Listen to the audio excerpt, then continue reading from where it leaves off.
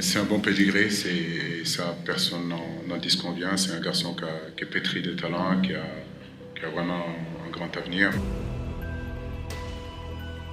Et j'espère en tout cas qu'il pourra suivre et rester sur les pas de ses devanciers tels que Sadio Mané, Ismaël Assar. Comme je le dis souvent, c'est mon joueur, je l'admire beaucoup ce petit-là, il a beaucoup de talent et c'est l'avenir du Sénégal. Quel touchant de Bob Matar! Exceptionnel, exceptionnel, wonderful. Il n'y en a pas beaucoup qui jour au lendemain commencent à s'imposer comme ça, aussi bien en équipe nationale. Et tant mieux pour lui, ça veut dire que la qualité de la formation sénégalaise est là.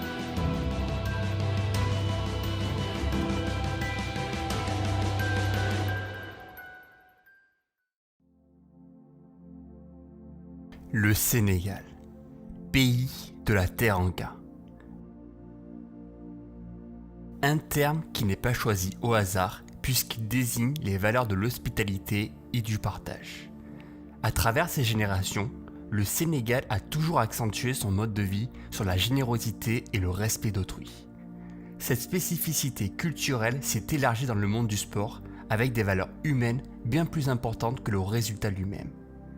On se souvient très bien, lors de la Coupe du Monde 2018, le respect et l'entraide collective aux abords des tribunes avec les supporters japonais. Ou encore la dignité des joueurs lors de la finale perdue de la CAN contre l'Algérie en 2019. Quelle que soit la situation, le pays sénégalais veut construire des relations en bons termes avec les autres pays. Par ailleurs, des relations externes existent déjà avec la ville de Metz, en France, où un partenariat a été signé en 2003 entre le club de la ville et l'une des meilleures académies de football d'Afrique, Génération Foot. Que ce soit Papi Cissé, Habib Diallo, Diafra Sakho, Ibrahima Niane ou encore Sadio Mané, ils ont tous bénéficié de cette alliance franco-sénégalaise. Basée à Dakar et créée en 2000, l'Académie Génération Foot a pour but d'encadrer les jeunes sénégalais dans leur apprentissage du ballon rond à travers des activités sportives et scolaires. À l'aide des talents sénégalais, l'Académie s'est développée tellement rapidement qu'elle a grimpé d'échelon en échelon dans les plus hautes divisions du championnat sénégalais jusqu'à glaner 2 titres en 2017 et 2019. De nombreux observateurs du monde ont alors des yeux rivés sur les nouvelles pépites sénégalaises de demain. Parmi elles, l'actuel titulaire messin, Pape Matar Sarr. Né le 14 septembre 2002 à Thiaroye, dans la banlieue de Dakar, Pape Matar Sarr est issu d'une famille de sportifs. Et sa carrière dans le football était déjà toute tracée à sa naissance. Que ce soit son père, Sidaté Sarr, ancien sélectionneur de l'équipe féminine sénégalaise, son oncle paternel Badara Sarr, entraîneur de plusieurs clubs de championnat sénégalais, ou encore son cousin Sidi Sarr, international A et professionnel au Nîmes olympique. Le jeune pape est né avec un ballon collé au pied. Dans la famille Sarr, le ballon est un totem qui doit être poli de génération en génération pour perpétuer la tradition. Sous la houlette d'un autre oncle paternel, Gor Sarr, ce dernier constate sa maîtrise balle au pied et sa faculté à dribbler aisément à seulement l'âge de 5 ans. Toute sa famille est directement bluffée par les performances du nouveau gamin de Thiès.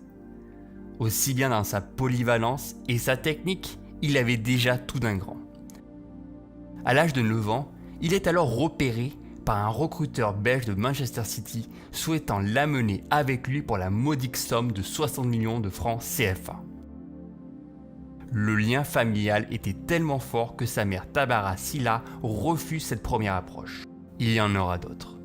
Toutes refusées par la famille qui préfère un encadrement éducationnel étape par étape plutôt que les gros sous de grosses écuries mondiales.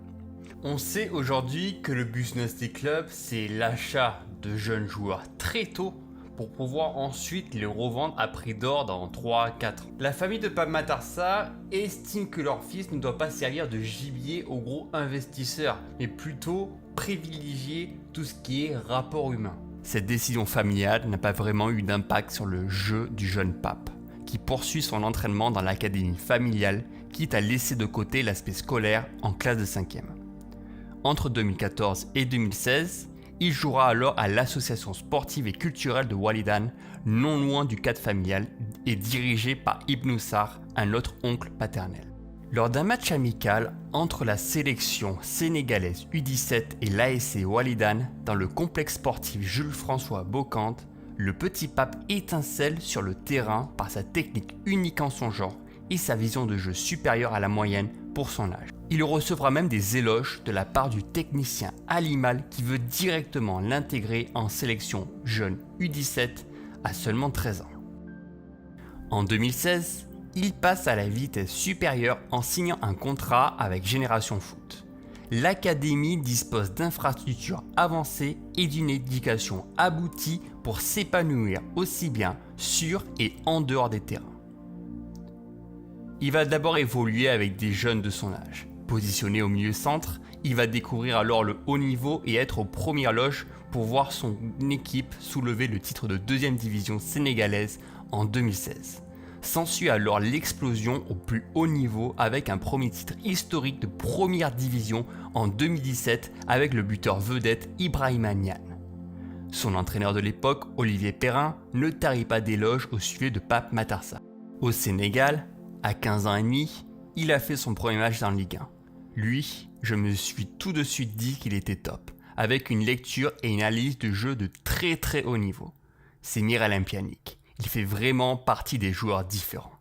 Olivier Perrin, entraîneur de Génération Foot 2017. L'académie Génération Foot permet de monter en compétences rapidement. Elle a une philosophie propre avec un système de jeu défini, offensif, en jeu court rapide, très proche de la tactique employée en Ligue 1 française. Dans ce contexte, tous les joueurs doivent être prêts au haut niveau, que ce soit sur les aspects sportifs ou humains. Pape l'a très bien assimilé. Il progresse énormément et prend goût à la compétition. Il rentrera petit à petit dans l'équipe première et son positionnement au milieu de terrain ne fait plus aucun doute. Capable de jouer aussi bien milieu récupérateur que meneur de jeu, il impose sa technique et sa vista pour aider ses coéquipiers à soulever un 2e titre en 2019. Au cours de l'année, il est appelé avec la sélection U17 pour participer à la Coupe du Monde au Brésil. Avec son numéro 18, positionné en milieu offensif, il donnera de l'élan à son pays, marquera un doublé contre les Pays-Bas en poule avant d'échouer en 8e de finale contre l'Espagne de Pedri. La saison 2019-2020 est marquée par la pandémie. Le championnat sénégalais est alors arrêté, cependant, Pape Matar Sarr fait partie des lauréats pour déménager en France en septembre 2020. En effet, comme le veut le contrat entre Génération Foot et le FC Metz, 2 joueurs de l'académie sont susceptibles de signer professionnel chaque année et ce, sans indemnité de transfert et en contrepartie, le FC Metz verse le fonctionnement mensuel de l'académie. Dès son arrivée, il va être très discipliné, respectant les consignes des autres et écoutant les plus anciens du club. Il va se confondre dans le jeu et être très sérieux aux entraînements. Il est conscient que le travail est important pour atteindre les objectifs fixés. Évoluant dans un premier temps avec l'équipe réserve, il ne va pas attendre très longtemps avant d'être convoqué dans l'équipe première. Il côtoie le banc lors du match contre Angers en octobre 2020, puis fera ses grands débuts en Ligue 1 française le 29 novembre 2020 en rentrant à la 55e minute de jeu contre Brest. Petit à petit, il va rentrer dans les plans de jeu et sera même un titulaire en puissance. Capable aussi bien de jouer milieu centre, milieu récupérateur ou meneur de jeu et de plus en plus en vue auprès des grands cadors européens, son coach Antonetti veut rapidement éteindre la brèche. Laissez-le tranquille, laissez-le grandir tranquillement. On en parle trop, je trouve, et il a encore beaucoup de progrès à faire dans tous les domaines, physique, tactique, technique. Il a certes un gros potentiel à développer, mais il reste un jeune joueur. Il perd des ballons, ne se positionne pas toujours bien sur le terrain. Frédéric Antonetti, entraîneur du FC Metz, saison 2020-2021. Cette pression, le Sénégalais la ressent. Lui qui veut toujours bien faire a eu un passage difficile lors de son arrivée en France. Il a manqué de repères et s'est senti esseulé à Metz. Le rôle de Antonetti a été primordial dans sa construction. Lui qui a pu voir des talents éclore tellement vite mais retomber trop rapidement par manque d'encadrement. Il tente tant bien que mal de le protéger de cette pression médiatique qui se veut de plus en plus grandissante au cours de la saison. Au-delà de cette transition difficile, sur le terrain, Pape Matar Sarr n'a jamais déçu. Entre la 32e et la 38e journée, il participe à tous les matchs des Grenats en tant que titulaire et se permet de gonfler ses stats avec 4 buts en Ligue 1. Malgré un positionnement reculé sur le terrain, il sait se démarquer par des qualités offensives, capable d'évoluer balle au pied pour rentrer dans les derniers tiers adverses ou encore d'asséner des passes précises en profondeur. Toujours très attaché à ses racines et à sa famille au Sénégal, il fait régulièrement les voyages entre la France et le Sénégal pour satisfaire toute une communauté. Il rend alors fier tout un pays en tapant dans l'œil de Aliou Cissé, sélectionneur du Sénégal, qui le titularise au meneur de jeu juste derrière Keita Baldé et Sadio Mané contre le Congo pour un match de qualification à la CAN 2022. Bloqué par Idrissa Gueye au milieu centre, le poste de meneur de jeu lui va comme un gant en sélection. Une consécration et une fierté nationale pour un joueur qui a toujours travaillé dur pour atteindre ce niveau de performance actuel. Impossible de résister à la Pape Matar Sarr mania qui touche le club messin. Lui qui prend l'ampleur au milieu de terrain et qui ne peut pas échapper à cette folie médiatique en Europe.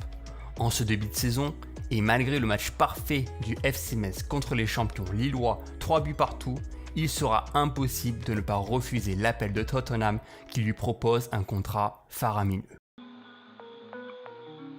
Si la carrière du joueur est si exponentielle, elle le doit surtout à ses qualités footballistiques qui en font un joueur hors norme. Débutant en qualité de milieu offensif très avancé au Sénégal, il a dû réadapter son positionnement en arrivant au FC Metz. Parmi ses compétences, on retrouve avant tout sa polyvalence, capable de se démener dans n'importe quelle position de jeu. C'est aujourd'hui un milieu récupérateur avec des qualités de créateur, totalement unique en son genre dans toute l'Europe. Il possède une vision de jeu unique en son genre. Il voit les actions de ses opposants avant les autres et se permet d'anticiper ses actions en jouant dans le bon tempo pour son équipe. Il sait lancer ses coéquipiers dans la profondeur et ajuste ses passes pour créer un maximum d'opportunités de tir et casser les lignes.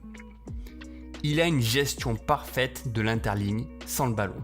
Il sait se caler au milieu de terrain, se positionne entre toutes les lignes pour offrir une solution précieuse aux porteurs du ballon. Il sait également manier le ballon et sait se projeter balle au pied. Il est l'un des meilleurs dans ce rôle, parmi tous les joueurs de moins de 20 ans en Europe. Il profite des espaces laissés pour accompagner la balle le plus longtemps possible. C'est un joueur qui sait changer le rythme d'un match. À seulement 18 ans, c'est lui qui donne le tempo et peut aider ses coéquipiers dans la relance. Il est aussi très précis dans ses frappes. Ces espaces laissés aux abords de la surface lui ont laissé des opportunités qui n'ont pas manqué à faire but. Il est aussi très à l'aise sur coup de pied arrêté avec une précision accrue. Enfin, défensivement, il sait assurer le pressing dans les phases de transition adverses. Il va presser au maximum le porteur du ballon sur son pied fort sans faire de faute et attendre une erreur de contrôle adverse. Y a-t-il plus complet que ça en termes de milieu de terrain ? Lui qui a prouvé pleinement ses caractéristiques dans le jeu, continue de nous impressionner dans ses prises de décision. Oubliez son âge, Pape Matar Sarr est déjà plein de maturité et a un avenir radieux devant lui.